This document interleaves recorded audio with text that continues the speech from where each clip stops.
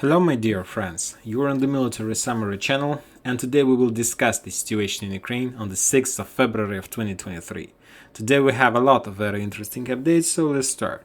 First we're going to start with Kherson district, with this area with the south of Ukraine.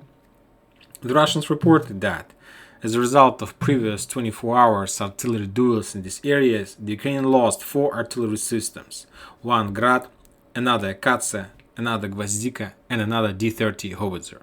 Furthermore, the Russians attacked the Ukrainian forces in the vicinity of Achakov. As we know, the Ukrainians used this bridgehead for preparation of offensive operation in direction of the south of Ukraine, with the crossing of the Dnieper River. Furthermore, there is just another update on the map. As you can see, the Russians continue clearing and counter guerrilla operation in this area, and as a result of the attack, the Russians managed to capture around of 23 Ukrainian soldiers or 23 Ukrainian agents in this area.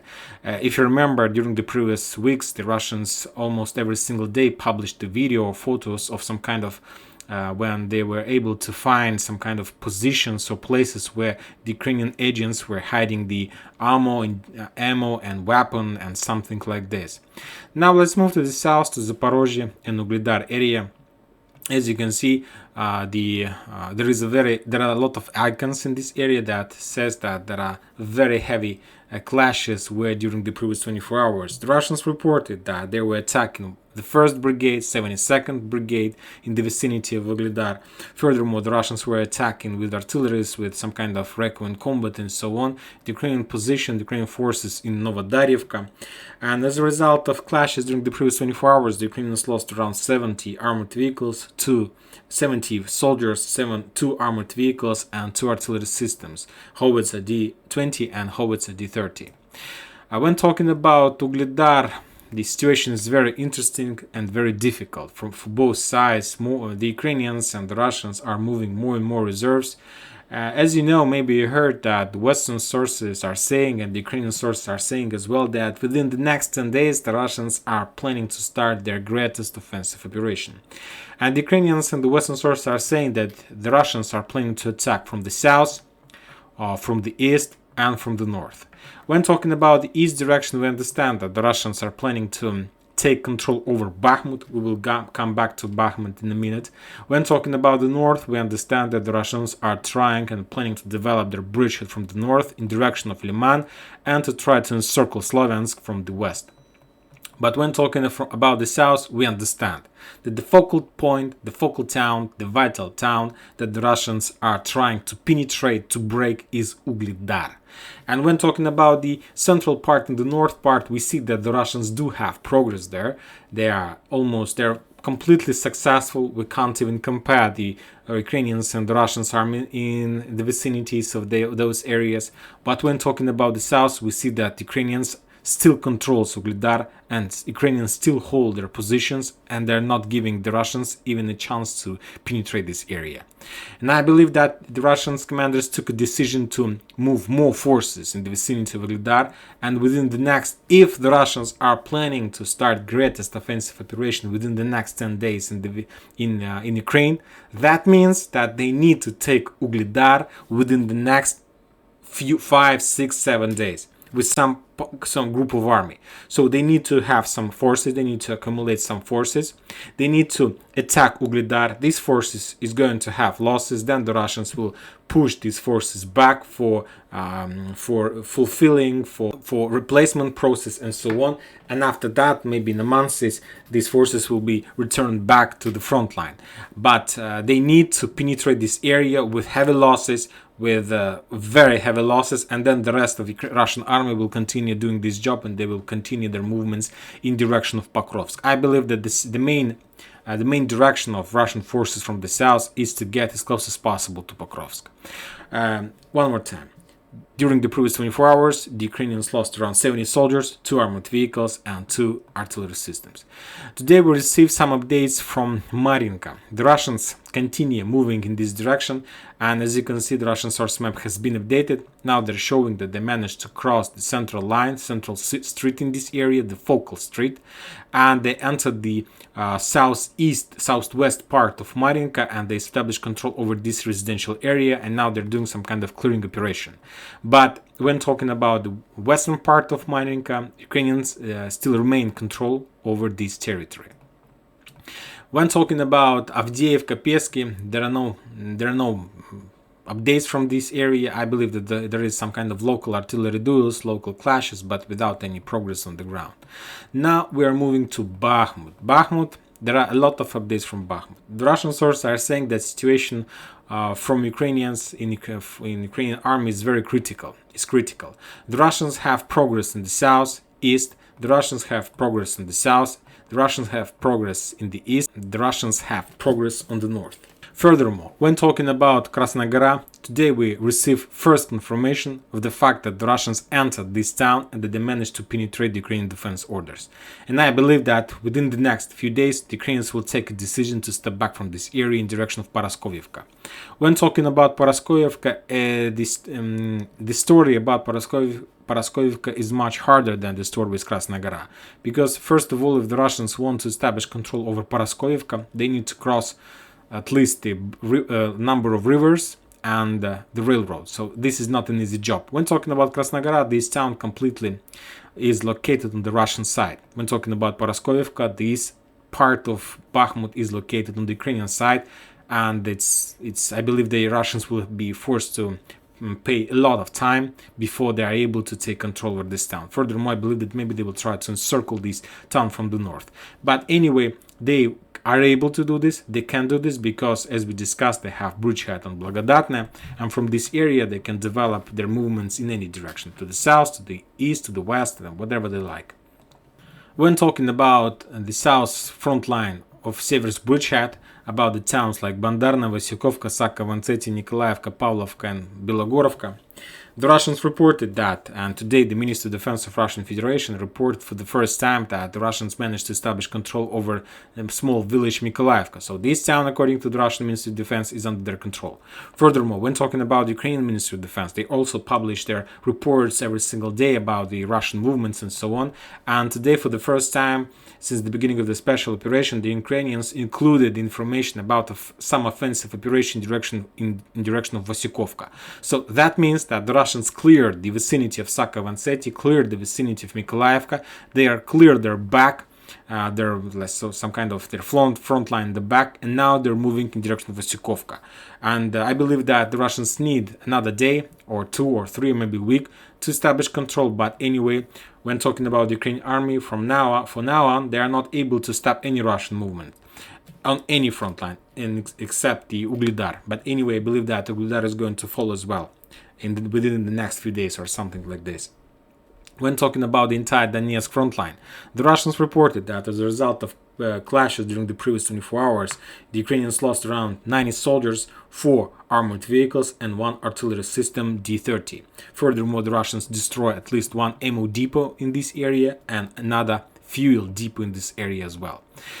When talking about this entire front line, Donetsk, and to be more precise, from Seversk to, let's say, New York agglomeration, more and more resources are saying that Ukrainians took a decision to step back from Bakhmut. Furthermore, starting today, we receive a lot of picture and video and photo from satellites and improvements that Ukrainians are building some kind of convoys, and they started moving from this town. For at least the Ukrainians started removing or redeploying the most effective and most powerful brigades, or to replace them with territorial defense brigade. Now, you need to understand that it is very difficult to step back from the town like Bakhmut in the centralized mode, because the Russians are always pushing. So the best solution, and as I understand the only possible solution for the Ukrainians in this case, is to replace the parts of their army in this town, let's say the most powerful parts, the most mechanized, well-trained, with some kind of story, with some kind of experience, with territory defense forces who were mobilized within the previous months, or something like this. And this is exactly what the Ukrainians are doing right now. The only thing they want to do, they need is to win some time, to gain some time for regrouping and redeploying of very powerful forces from Bakhmut in direction of Chasiv Yar and Lysychansk. And to do this, they need to replace them with the less qualified forces, and they're doing this right now. Anyway, the Russians will be forced to spend some time before they're able to reduce these territorial defense forces and so on. Some Western sources are saying that the average life cycle time of Ukrainian soldier in Bakhmut is around 4 hours. So as you can see, they need to have a lot of forces, a lot of army, a lot of forces in Bakhmut to, if their average life cycle time of one soldier is around 4 hours, imagine yourself the number of forces you need to keep there to allow the most powerful and effective forces to regroup. Very interesting updates are coming from Bakhmut and Avdiivka, and furthermore the Russians started their own investigation of that, and this is a very warning bell. This is a very important update. The Russians are saying that in the vicinity of Bakhmut and in the vicinity of Avdiivka, the Ukrainians started using chemical weapon. And they publish. Furthermore, when talking about the Russians and when talking about the Ukrainians, there is a Telegram channel from Ukrainians, and then the holder of this channel is Madyar. It's like a nickname or something like this. And he published the video from the Solidar. He published a lot of video from clashes of Solidar, and he was the first soldier or first officer on the ground from the Ukrainian side who told that Solidar haven't fallen and that his forces were controlling the salt mine 7, this railroad station Salt and so on. And also he published a lot of video of how his soldiers are living and so on. And during the previous 2 or 3 weeks, he published a lot of video of drones that they're charging these drones with bombs with chemical weapon. And it's not like a fake, it's a real information from the Ukrainian side. So that's why the Russians started their own investigation. I believe that if the Ukrainians used chemical weapon, there are going to be a lot of consequences about that. So we'll see. Anyway, you remember how the previous usage of chemical weapon ended when talking about Iraq and the United States of America. You remember that. When talking about Liman area, there are also a lot of updates. The Russians are they're pushing Ukrainians in direction of Terny, Yampolovka, Tarskoye. They're pushing the Ukrainians in the Serebryanka forest and so on. They attacked the 92nd, 25th, 95th brigades in this area, and as a result of the previous 24 hours clashes, the Ukrainians lost around 100 soldiers, 3 armored vehicles and 4 artillery systems, 1 Grad, another Nona S and 2 D-20 howitzers. So as you can see, the Russians are pushing, and their main job is to move in direction of Liman, to cross Zherebets River, to establish bridgehead, and to try to encircle the Ukrainian forces in Siversk. A lot of interesting updates are coming from the north, from Kupiansk front line. As you can see today, the Russian source map has been updated. They have updated their front lines. As you can see, now the Russians are saying that they established 100% control over Dvorechne. They entered Gryaninkovka and they're doing some kind of clearing operation in this area, and today we received the first update that the Russians entered Sinkovka.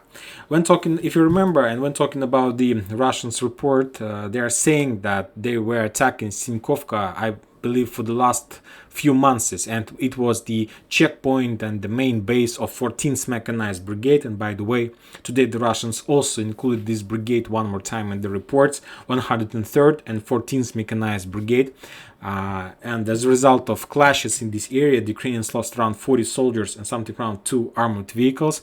So as you can see, the Russians are moving from the north. So we can say that the Russians have progress and they're pretty successful in the north direction, let's say in direction of Kupiansk. And furthermore, if the Russians are able to take Sinkovka, and if they have already taken Sinkovka, that means that today is the first day of battle for Kupiansk, because there are no more towns between Sinkovka and Kupiansk. So we can say that this is the first day, and of course the Russians will try and they will return control over Kupiansk within the next weeks, because for many reasons, and the most important one is that the Russians need to get Limanen to encircle Slavyansk from the west, and furthermore there is a railroad, and the Russians of course want to return control over this railroad station, over this railroad, to restore supply and support of Svatova, and for many other reasons. So they will move along the Oskol front line, Oskol river, and they will try to establish the front line along this river. The only question I have, whether the Russians are planning to cross Oskol river and to take control over Izum, and the question is whether we are going to see the second or third battle for Izum. But if we're talking about the Ukrainian counter-offensive operation, there were no battle for Izum. The Russians just left this town, so I believe that it's better to call the second battle for Izum. I believe that we will, because when talking about the north direction of possible greatest offensive Russian Federation, we understand that the Russians need to get Barvenko and to cut this supply road and to cut Slavyansk from the support from the west. When talking about the middle part of one of those one of three possible directions of their attack, the Russians will develop their offensive operation. They will try to attack Slavyansk-Kramatorsk from the east, and of course we understand that when talking about the south direction, the Russians need to penetrate Ugledar, Kurakhova, and to get as close as possible to Pokrovsk. If the Russians are able to take control over Pokrovsk, it will be the best solution for them. And as you can see from this perspective, this is some kind of encirclement of greatest encirclement of Ukrainian army. There are going to be some small bridgehead for the Ukrainians between like Alexandrovka and Pokrovsk, this line, and I believe that it will be a short, small passage for the Ukrainians to supply and support their forces who will be encircled in Slavyansk and Kramatorsk. But from the other side, this small passage will play significant role for the Russians, because they will be able to attack this area to establish fire control, and of course they will reduce a lot of forces Ukraine during this supply and support process. So this is going to be something like this. I believe that the Russians are not able, and they are not planning to encircle entire Ukrainian army. They will attack from the north, they need to take Barvenkovo. They will attack from the south, they need to take Pokrovsk. They will create small passage for the Ukrainians that Ukrainians will use, and they will as a result of using of this passage, the Ukrainians will have a lot of losses for a few months until they understand that they are not able to penetrate and to push the Russians back. Then the Ukrainians will try to make, let's say, penetration evacuation operation from Slavyansk Kramatorsk, and during that operation they will lose the rest of their army. So this is the global scope of the Russian plans in this area. So we'll see whether the Russians are able to do this or not. Anyway, we see that two of possible directions are very successful for the Russians. I'm talking about the north one and about the central one, and there are still a lot of problems on the south, and the entire success of the Russians on the front lines depends on the south, if they are able or not to penetrate and to be at the same level of effectiveness as the rest of the Russian army. So we'll see. Anyway, within the next 10 days, according to the Western sources, we are going to understand and see the real picture on Ukraine. And that's it for today. Military Summer channel reminds to condemn any violence in Ukraine. Thank you for watching. Subscribe to my channel, put your likes, join my Patreon. Have a good day. Bye bye.